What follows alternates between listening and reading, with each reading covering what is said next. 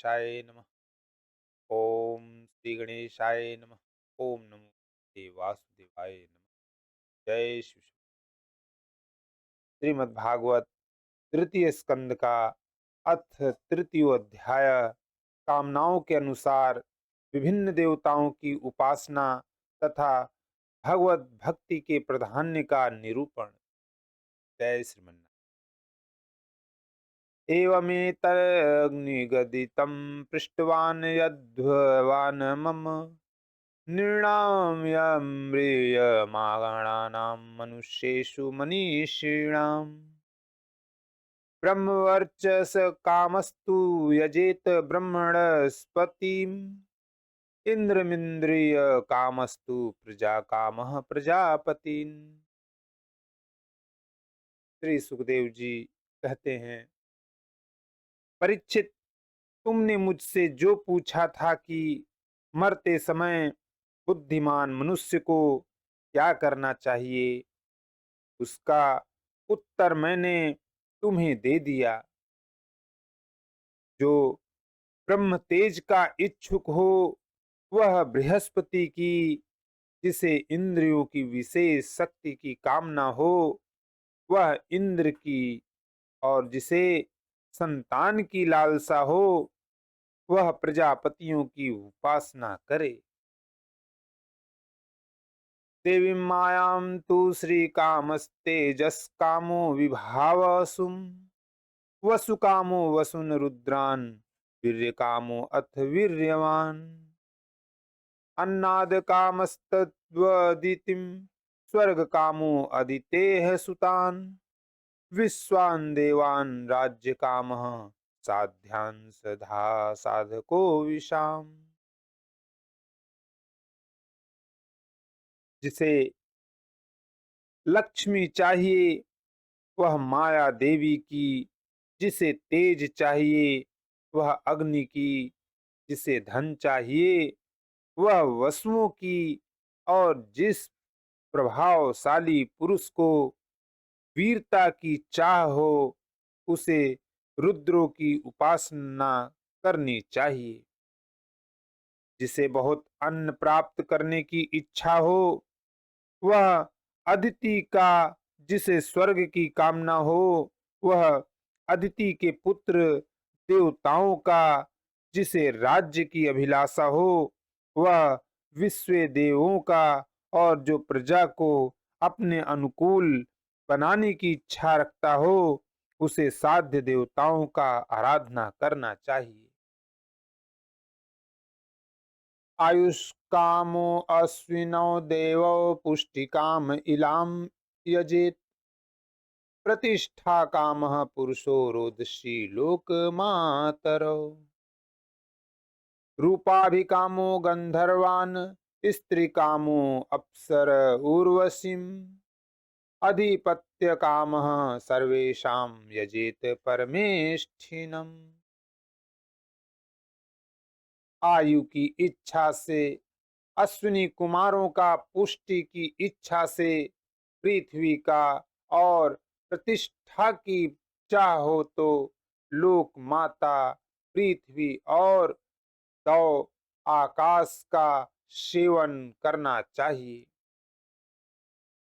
सौंदर्य की चाह से गंधर्वों की पत्नी की प्राप्ति के लिए उर्वशी अप्सरा की, और सबका स्वामी बनने के लिए ब्रह्मा की आराधना करनी चाहिए। यज्ञम यजेत यशस कामः कोश कामः प्रचेतसम विद्या कामस्तु गिरिशम दाम्पत्यार्थ उमाशतिम धर्मार्थ उत्तम श्लोकम तंतुम तन्वन प्रृतन यजेत रक्षा कामः पूज्य जनानु जस कामो मरुद्वगणान्।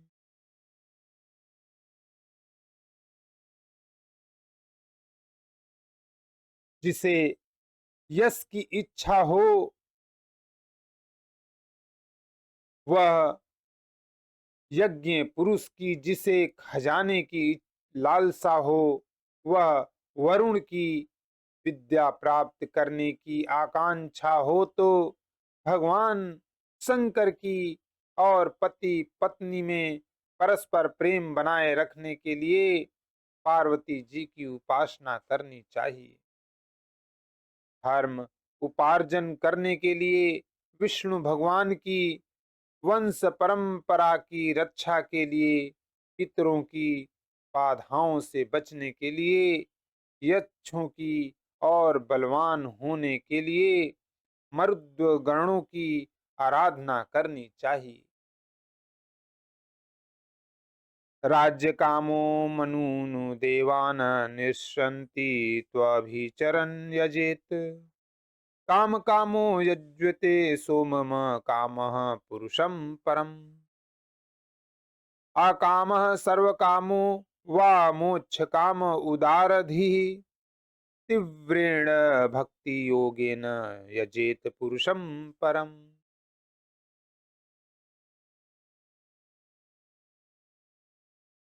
राज्य के लिए मनवंतरों के अधिपति देवों को, अभिचार के लिए निस्सृति को, भोगों के लिए चंद्रमा को और निष्कामता प्राप्त करने के लिए परम पुरुष नारायण को भजना चाहिए। और जो बुद्धिमान पुरुष हैं वह चाहे निष्काम हो, समस्त कामनाओं से युक्त हो अथवा मोक्ष चाहता हो, उसे तो तीव्र भक्ति योग के द्वारा केवल पुरुषोत्तम भगवान की ही आराधना करनी चाहिए। एतावास्नेव यजतामिह निः श्रेयसोदयः भगवत्यचलो भावो यद्व भागवत संगतः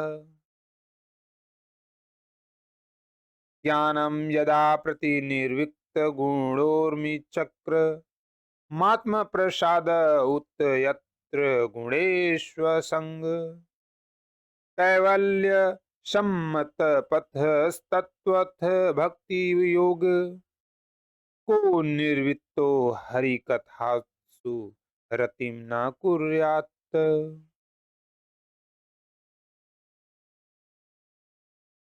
जितने भी उपासक हैं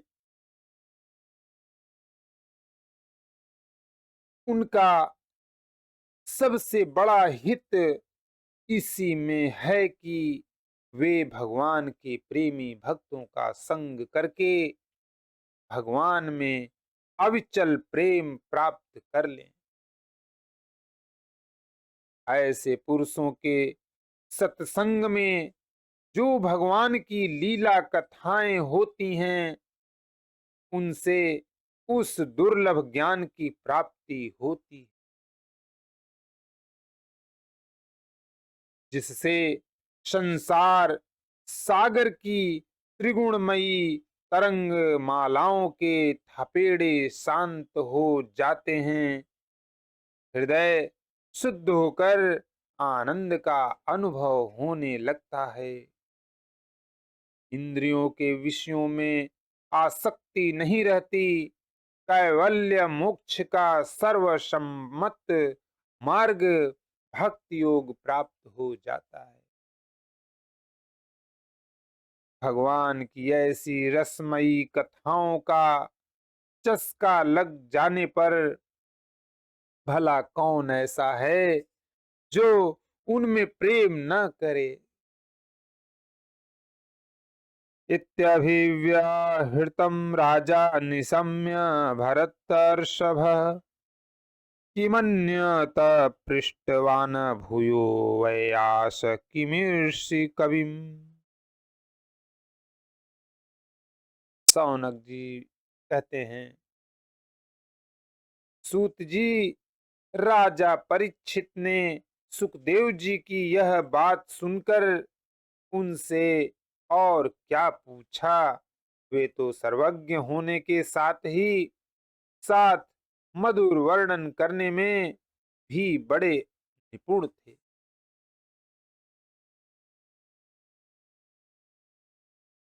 एतच्छुश्रूषतां विद्वन्सुत नो अहर्षि भाषितुम् कथा हरिकथोदर्काः शतां स्युः सदसि ध्रुवम् स वै भागवतो राजा पाण्डवेयो महारथः बालक्रीडन कैः क्रीडन कृष्ण क्रीडां ययाददे। सूत जी, आप तो सब कुछ जानते हैं, हम लोग उनकी वह बातचीत बड़े प्रेम से सुनना चाहते हैं। आप कृपा करके अवश्य सुनाइए, क्योंकि संतों की सभा में ऐसी ही बातें होती हैं, जिनका पर्यवसान भगवान की रसमयी लीला कथा में ही होता है।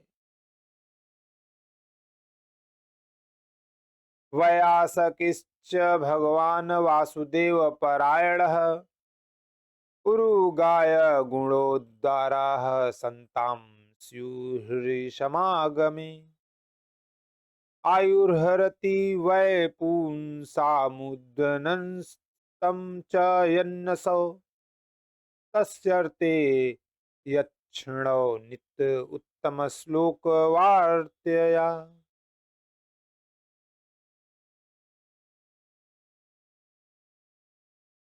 भगवान, मैं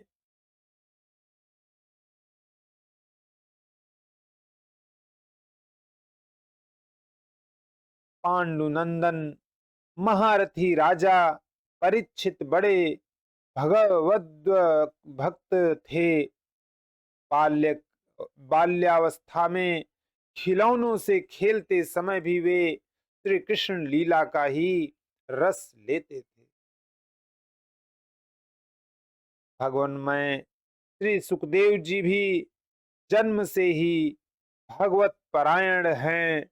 ऐसे संतों के सत्संग में भगवान के मंगलमय गुणों की दिव्य चर्चा अवश्य ही हुई होगी,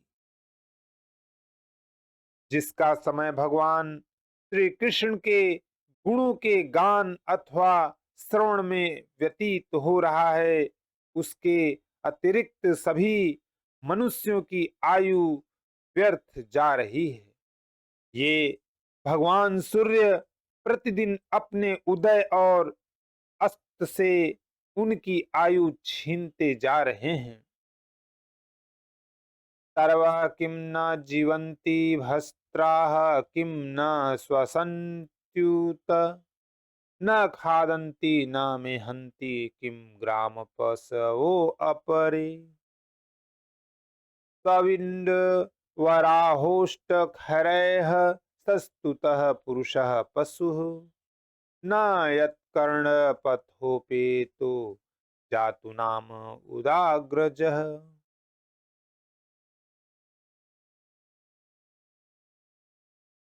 क्या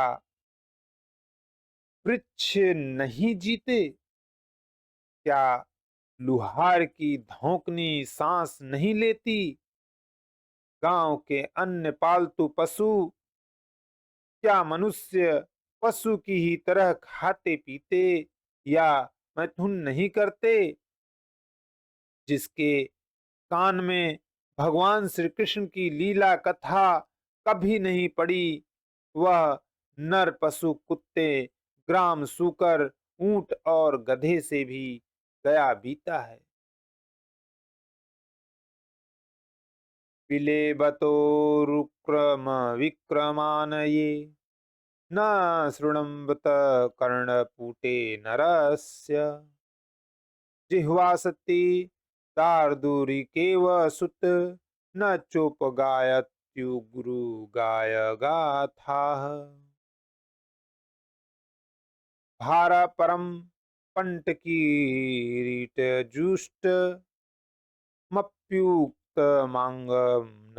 नमेन्मुकुन्दम् सावकरो नो कुरुतः स्पर्या हरेर्लसत्काञ्चन कंकणो वा।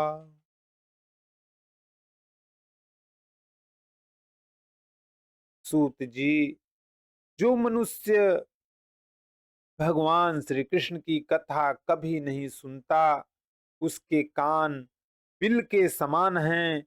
जो जीभ भगवान की लीलाओं का गायन नहीं करती, वह मेढक की जीभ के समान टर टर करने वाली है। उसका तो न रहना ही अच्छा है। जो सिर कभी भगवान श्री कृष्ण के चरणों में झुकता नहीं, वह रेशमी वस्त्र से सुसज्जित और मुकुट से युक्त होने पर भी बोझा मात्र ही है। जो हाथ भगवान की सेवा पूजा नहीं करते, वे सोने के कंगन से भूषित होने पर भी मुर्दे के हाथ हैं। बर्हाइते ते नयने नारायणं लिंगानि विष्णोर्न निरीक्षयो ये पादौ नृणां तौ द्रुम जन्म भाजौ क्षेत्राणि नानुवर्जतो हरेर्यो।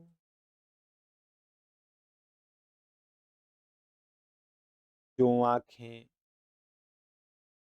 भगवान की याद दिलाने वाली मूर्ति, तीर्थ, नदी आदि का दर्शन नहीं करती, वे मोरों की पाख में बने हुए आंखों के चिन्ह के समान निरर्थक हैं।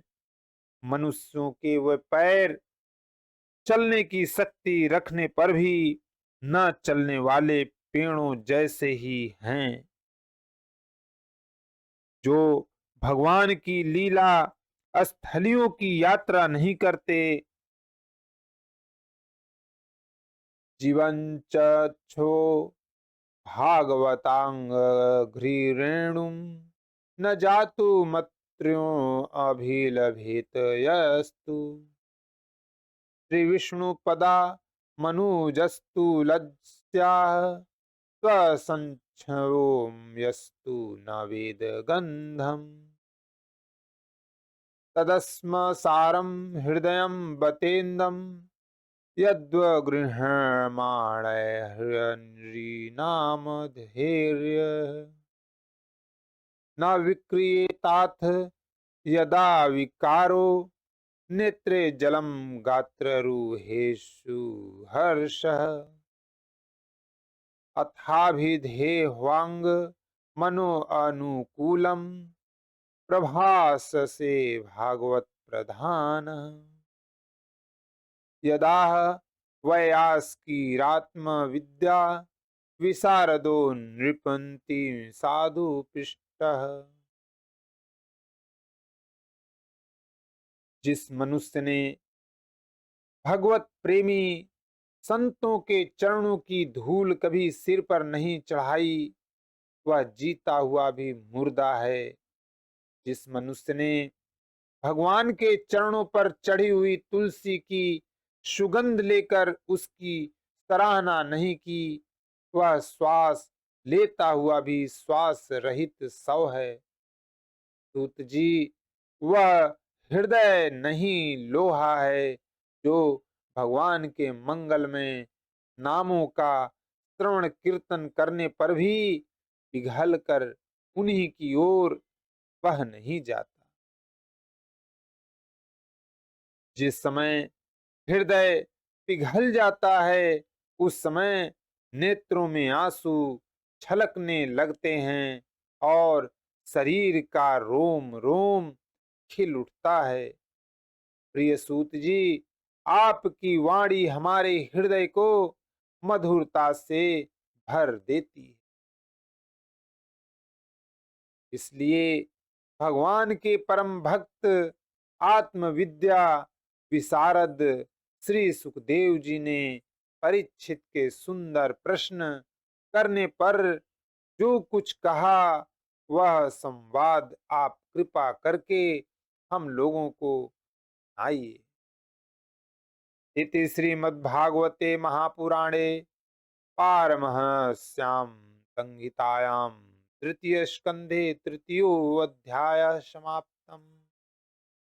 ओम भगवते वासुदेवाय। ओम नमो भगवते वासुदेवाय।